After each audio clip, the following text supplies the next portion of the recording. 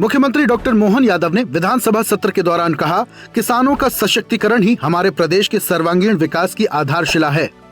इस कृषक कल्याण वर्ष में हम किसानों को अन्नदाता के साथ साथ ऊर्जादाता और उद्यमी भी बनाने की दिशा में आगे बढ़ रहे हैं। किसान खुशहाल होंगे तभी समृद्ध किसान समृद्ध प्रदेश का सपना साकार होगा। सरकार की पहल मध्य प्रदेश को वैश्विक एग्री एक्सपोर्ट हब के रूप में स्थापित करेगी। किसान कल्याण वर्ष की हमने घोषणा की तो इसमें केवल किसान अन्नदाता नहीं, आगे जाके ऊर्जादाता भी बने, उद्यमी भी बने और समृद्ध किसान समृद्ध प्रदेश के इस बड़े सपने को पूरा करें। इस दिशा में हम लगातार आगे बढ़ रहे हैं। इसलिए मध्य प्रदेश के अंदर देश का खाद्य भंडार बनाने के लिए वैश्विक एग्रो एक्सपर्ट के रूप में मध्य प्रदेश को जाना जाए, इसमें हम काम कर रहे हैं। मुख्यमंत्री डॉक्टर मोहन यादव ने कहा, पूरे देश में भावांतर योजना सोयाबीन का सफल क्रियान्वयन एकमात्र मध्य प्रदेश सरकार ने ही किया है। भावांतर योजना सोयाबीन में करीब 6.86 लाख किसानों के बैंक खातों में 1492 करोड़ रुपए डीबीटी के जरिए सीधे ट्रांसफर किए गए। सरसों की फसल में भावांतर की राशि भी किसानों के बैंक खाते में डीबीटी के जरिए मंडी बोर्ड देगा। इस राशि की प्रतिपूर्ति राज्य मूल्य स्थिरीकरण कोष से की जाएगी। बीते समय हमने सोयाबीन के ऊपर लगभग 1,500 करोड़ से ऊपर की धनराशि भावांतर के माध्यम से किसानों के खाते में डीबीटी से डाली थी। उसी योजना के सफलता के आधार पर पूरे देश में मध्य प्रदेश सरकार के इस निर्णय को सराहा गया। मुख्यमंत्री डॉक्टर मोहन यादव ने कहा, हम किसानों को मूंग के स्थान पर उड़द का उत्पादन बढ़ाने की दिशा में प्रयासरत हैं। मध्य प्रदेश में दलहनी फसलों के संतुलित उत्पादन, विपणन समस्याओं के निराकरण की चुनौतियों को देखते हुए उड़द की ग्रीष्मकालीन फसल पर प्रति किसान 600 रुपए प्रति क्विंटल बोनस दिया जाएगा। मूंग की जगह उड़द उगाने को प्रोत्साहित करने के लिए प्रोत्साहन राशि न्यूनतम समर्थन मूल्य के अतिरिक्त दी जाएगी। अगर आप उड़द लगाएंगे तो उड़द की डिमांड देश में भी और विदेश में बहुत ज्यादा है।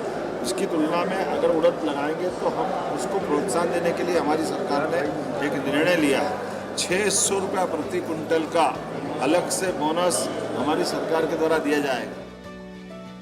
मुख्यमंत्री डॉक्टर मोहन यादव ने कहा, वर्तमान में सरसों की जनवरी की औसत मंडी में दरें 6,000 रुपए प्रति क्विंटल है और सरसों का भारत सरकार ने न्यूनतम समर्थन मूल्य 6,200 रुपए प्रति क्विंटल निर्धारित किया है। भारत सरकार की प्राइस डिफिसिट पेमेंट स्कीम में सरसों का उपार्जन कर कृषकों को उनकी उपज का उचित मूल्य दिलाने का फैसला सरकार ने लिया है और भारत सरकार को प्रस्ताव भी भेज दिया गया है, जिसमें MAQ सरसों को न्यूनतम समर्थन मूल्य से कम राशि मिलने की प्रतिपूर्ति के लिए एक योजना प्रस्तावित की गई है।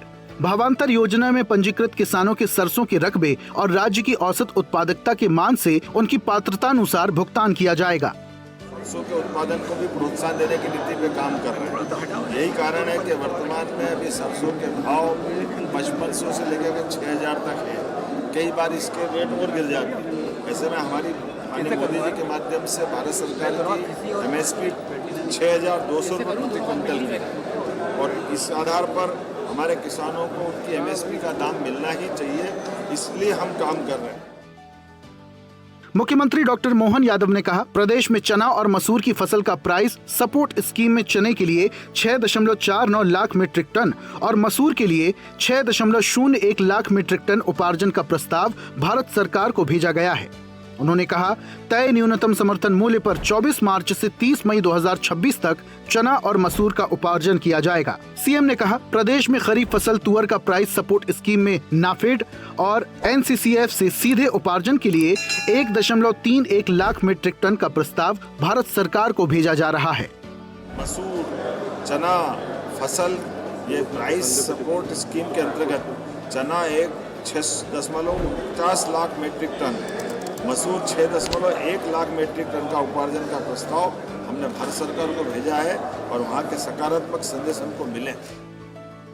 मुख्यमंत्री डॉक्टर मोहन यादव का भोपाल निवास पर हुए कार्यक्रम में Ujjain Jaora greenfield access control परियोजना को स्वीकृति देने के लिए क्षेत्रीय किसानों के प्रतिनिधि मंडल ने आभार व्यक्त किया। सीएम ने कहा, सरकार हर जिले में विकास कामों को बढ़ावा दे रही है। Ujjain Jaora greenfield access control परियोजना विकास की नई पहचान बनेगी।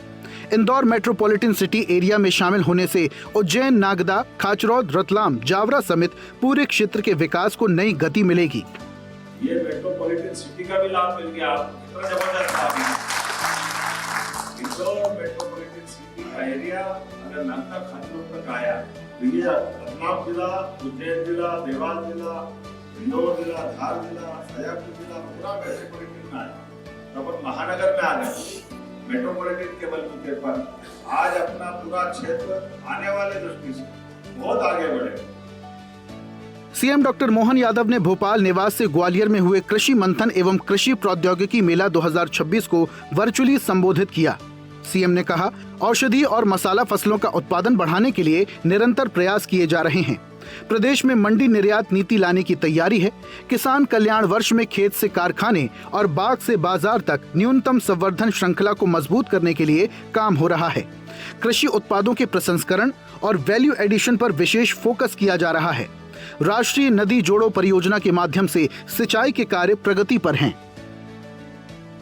मुख्यमंत्री डॉक्टर मोहन यादव ने कांग्रेस पर तीखा हमला किया। उन्होंने कहा, कांग्रेस ने किसानों के लिए पर्याप्त काम नहीं किया और उसे देश से माफी मांगनी चाहिए। कांग्रेस और राहुल गांधी जी को सोचने का समय उनको निकालना चाहिए।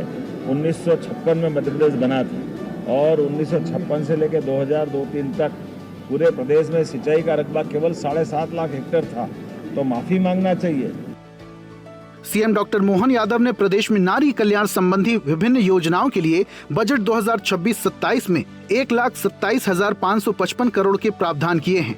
ये सिर्फ बजट नहीं बल्कि हर बेटी और बहन के आत्मविश्वास, सुरक्षा, स्वावलंबन और उज्जवल भविष्य को समर्पित एक दृढ़ संकल्प है।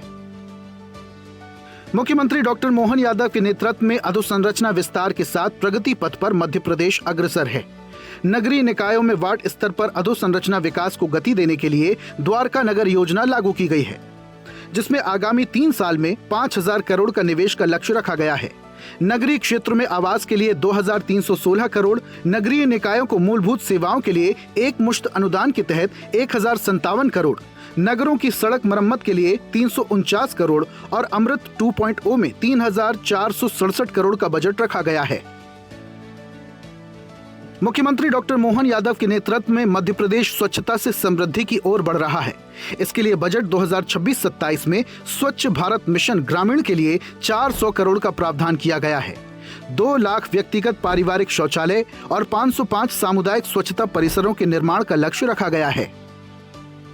मुख्यमंत्री डॉक्टर मोहन यादव ने पूर्व केंद्रीय मंत्री और वरिष्ठ नेता मुकुल रॉय के निधन पर शोक जताया। सीएम ने कहा, उनके निधन का समाचार अत्यंत दुखद है। बाबा महाकाल से प्रार्थना है कि दिवंगत को अपने श्री चरणों में स्थान और शोकाकुल परिजनों को ये दुख सहने की शक्ति दें।